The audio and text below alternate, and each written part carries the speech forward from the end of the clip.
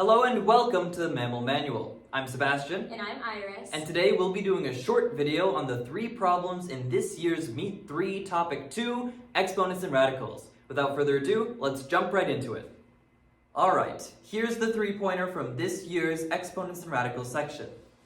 The expression below is simplified into the form x to the a multiplied by y to the b. What is the value of a plus b? Alright, so it's telling us we want it in the form x to the a, y to the b. We don't want anything in that denominator. So what I'm going to do is I'm going to move both of these terms up into the numerator and then simplify from there. So when we move something from the denominator to the numerator, it's going to keep the same value of the exponent but swap the signs. So this x to the negative third is going to become x cubed, and this y to the seventh is going to become y to the negative seventh. So we're going to end up having x times y to the fourth times x cubed times y to the negative seventh, and then from that point we're going to cube everything. So now we can combine like terms. So x times x cubed, well, that's the same thing as saying x to the first times x cubed. When we multiply exponential terms with the same base, all we have to do is add the exponents. So x to the first times x cubed is x to the fourth power. So here we have x to the fourth power, and then we can do a similar process for the y's. Y to the fourth times y to the negative seventh. Well, when you're multiplying those two together, all you have to do is add the exponents. So 4 plus negative 7 is negative 3. So you end up getting x to the fourth multiplied by y to the negative 3 cubed. When you have a term raised to an exponent raised to another exponent, that's the same thing as multiplying those two exponents together. In this case, x to the fourth cubed is the same thing as saying x to the 4 times 3 power. So 4 times 3 is 12, so we would end up getting x to the 12th power. Similarly, y to the negative third power cubed is the same thing as saying y to the negative 3 times 3 power. Negative 3 times 3 is negative 9, so we end up getting y to the negative 9. So now it's in the form that we want, x to the 12th, y to the negative 9. So that means that a is equal to 12, and b is equal to negative 9. And now it wants us to add. 12 plus negative 9 is 12 minus 9, which is 3. So your final answer to this problem is 3. Alright, with that problem out of the way, let's move on to the second question of this video. Alright, this question is asking us to simplify the following, and it gives us this massive expression. This one doesn't involve any variables, it's simply numbers. We just need to know how to simplify a number raised to another number. The actual simplification is not difficult, but there are plenty of opportunities to make a mistake along the way, so we just have to be extra diligent that we're not making an arithmetic mistake. Let's start here. 2 cubed, I know, is 8. 7 to the 0, well, anything to the 0th power is 1, so it's going to be 8 plus 1. Together, 8 plus 1 is 9, so our first term is 9 to the 3 over 2. 9 to the 3 over 2 is the same thing as saying the square root of 9 cubed. The square root of 9 is 3, and then 3 cubed is equal to 27. So this entire term here goes to 27. Now let's simplify the term over here.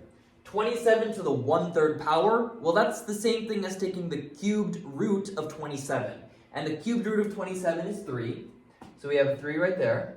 And then 36 to the 1/2 power is the same thing as taking the square root of 36, which is 6. So we have 3 minus 6, and together that's negative 3. And then it's telling us to square negative 3. When we square negative 3, it becomes positive 9. In these massive parentheses, we have 27 plus 9. Well, 27 plus 9 is 36. And our final step is to raise 36 to the 1/2 power. Well, conveniently, we already did that. 36 to the 1/2 power is the same thing as taking the square root of 36, and that ends up being 6. So our final answer to this problem is 6.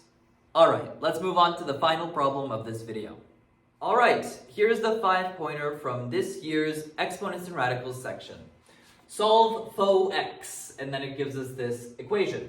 So this wasn't my typo. This was a typo that actually showed up in the meet. So I wanted to keep it in there for authenticity. This is something we have to deal with in math meets. There are sometimes going to be typos. We see them, we process them, we move on. All right, so now let us simplify this equation. There are going to be a number of ways to do it. I'm going to start by tackling this radical over here, just because over here we can't really do anything, right? We have a base of 5 over here, but then a base of 3 here. So we're not going to be able to apply any exponent rules in order to simplify that, because 5 and 3 are not the same base, and they're not powers of one another. Like if it were 9 and 3, it would be a lot easier, but because it's 5 and 3, that's going to be pretty messy. So let's focus over here for now. We have a number raised to the 4x over another number raised to the 4x. So because that exponent is the same, I can take out the 15 and 9 and raise them both to the 4x. So 15 to the 4x over 9 to the 4x is equal to 15 over 9 raised to the 4x. And 15 over 9 can be reduced to 5 over 3. So now we have 5 over 3 to the 4x, and conveniently those are the exact same bases on the left side.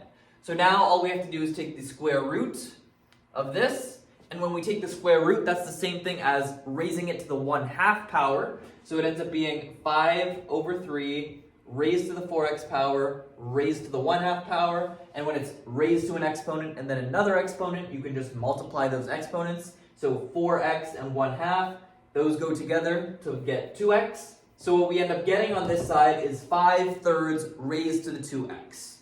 Okay, so currently we're at 5 to the 12x plus 1 over 3 to the 2x is equal to 5 over 3 to the 2x. And if we expand this 2x out to both the numerator and the denominator, we get 5 to the 2x over 3 to the 2x. Now notice, on both sides of our equation, the 3 to the 2x is the same. So we can just ignore those denominators and say that the numerators are equal to one another.